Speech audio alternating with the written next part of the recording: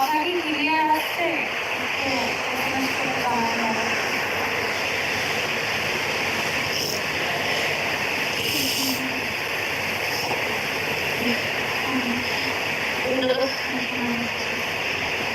তারিখে অ্যাক্সিডেন্ট হয়েছে। 9 তারিখে ও অফিসে গেছিল, সকালবেলা অফিসে গেছিল। অফিস থেকে ফেরার পথে আমাকে কল করেছিল 6টার সময়। যখন বেরায় তখন বলেছিল যে আমি আসছি। तब बोला बहुत बारिश पड़ रही है, मैं थोड़ा रुक रुक के आ रही हूँ। मैं बोला ठीक है कोई बात नहीं, लेट हुए तो हुए लेकिन थोड़ा ध्यान से आराम से आना। बोला ठीक है। फिर मुझे बोला तेरे लिए क्या लेके आओ? मैं बोला कुछ नहीं, उसके पास पैसा कम था बोल के मैं बोला कुछ नहीं। बोला नहीं रुपा बोल ना, मुझे बहुत अच्छा लगता है तू कुछ बोलती है खाने के लिए, तो मुझे बहुत अच्छा लगता है। बोला कि आइसक्रीम लेके आओ? बोला नहीं तो थोड़ा चाउमीन लेके आ। फिर थोड़ी देर बाद मैं नीचे गया हूँ, खिचड़ी खाने का मन कर रही थी उस दिन। সকালবেলা অফিসে যাওয়ার সময় আমাকে বলেছিল যে রূপা তোর হাতে খিচুড়ি বানাবি, তুই খুব ভালো বানাস, ঝোল খিচুড়ি। আমি বললাম ঠিক আছে। পরে আবার ফোন করলো, ফোন করে বললো যে চাউমিন নিচ্ছি। আমি তখন খিচুড়ি করতে গিয়ে দেখি সোমা চাউমিন করছে। আমি বললাম চাউমিন আনতে হবে না, আর সেদিনই আমার ফোনের রিচার্জ শেষ হয়ে গেছিল, আর ওয়াইফাইতে আমি ফোন করবো, ওর নেট রিচার্জ ছিল না, ওই শুধু আমাকে ফোন করতে পারছিল। তারপর ওকে বললাম যে চাউমিন আনতে হবে না, সোনা চাউমিন বানাচ্ছে, আমি খিচুড়ি করেছি তোর জন্য। আমাকে বললো ठीक है मैं आके खिचड़ी दबा के खाऊंगी। मैं बाहर से कुछ नहीं खा रही हूँ, खिचड़ी आके खाऊंगी। फिर कॉल किया, थोड़ी देर बाद कॉल करके बोला मैं 15 मिनट पे आ रही हूँ। फिर और नहीं आया। 15 मिनट के बाद थाने से कॉल किया मुझे, एक्सीडेंट हुआ, গাড়াপোতা কলাতলায় অ্যাক্সিডেন্ট হয়েছে। আমার বাড়িতে কোনো ছেলে মানুষ ছিল না। পাড়ার পর একটা দাদাকে নিয়ে আমি তখনই বেরিয়ে যাই।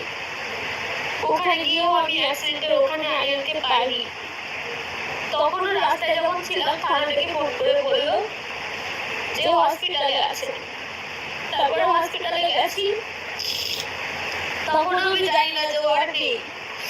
ওখানে আমাকে কেউ বলেনি। আমি ওকে ডাকছি, বুকে হাত দিয়ে করছি, ডাকছি আরিয়ান আরিয়ান বলে।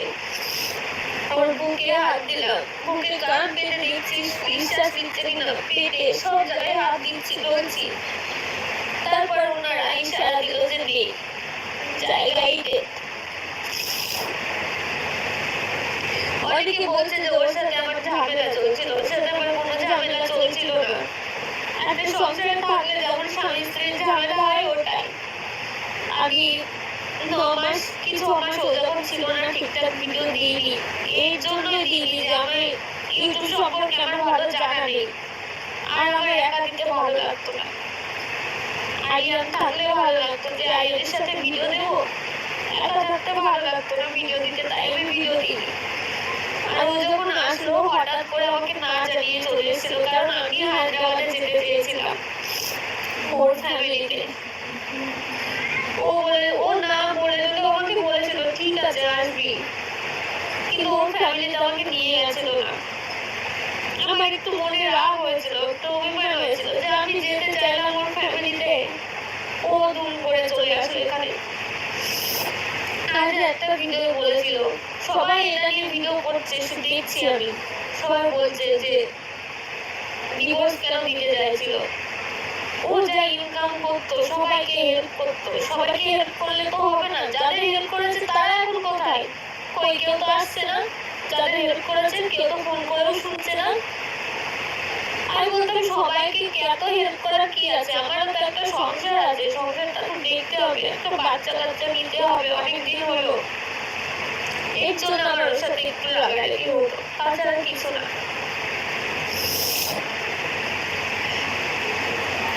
আর বলছো জ্যোতিষীর কাছে গেছিলাম, ওকে আংটিও দেওয়া হয়েছিল। তোমরা সবাই দেখছো যে জ্যোতিষীর ভিডিওটা ওর অ্যাক্সিডেন্টে ছিল, 2024-এ, তার জন্য আমি কিছু করেছি না। তোমরা এটা দেখতে পাচ্ছ না যে ওর জন্য আমি আংটি নিয়েছিলাম, আংটিটা তারপর কি হলো, সব ভিডিও আছে তো। আর একজন মহিলা আজকে একটা ভিডিও করেছে, ওনার ভিডিওটা দেখে আমি আজকে লাইভ আসতে বাধ্য হলাম।